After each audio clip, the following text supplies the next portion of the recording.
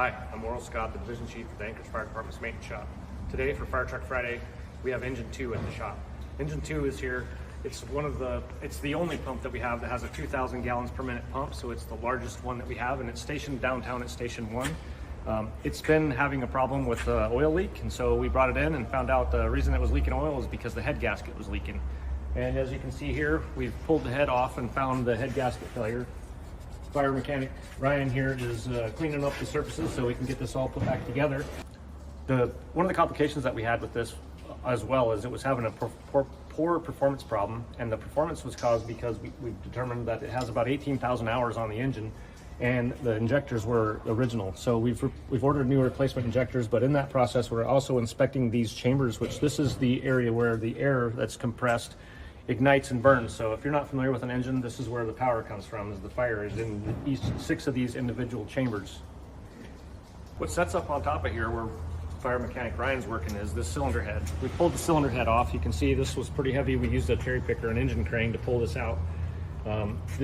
This job involves several pieces that need to be cleaned up and inspected individually, and he's in the process of doing that right now. This is very labor intense, and if done correctly and identify the parts that are defective, we can make this truck go back in service.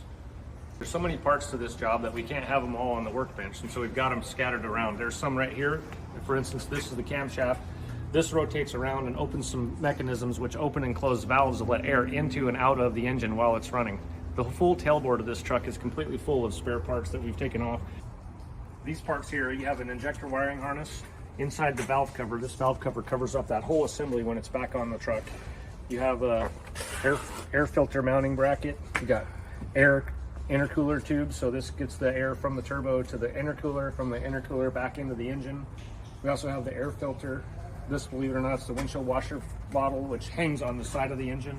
You have a air conditioning compressor. This is the part that compresses the refrigerant to make the truck have air conditioning after a long fire. These firefighters are going to be very happy if this works. We got belt tensioner, we got an air intake throttle plate, a couple of EGR emission parts, and there's several other things that are sitting on a couple of other workbenches around here, but this job is pretty involved.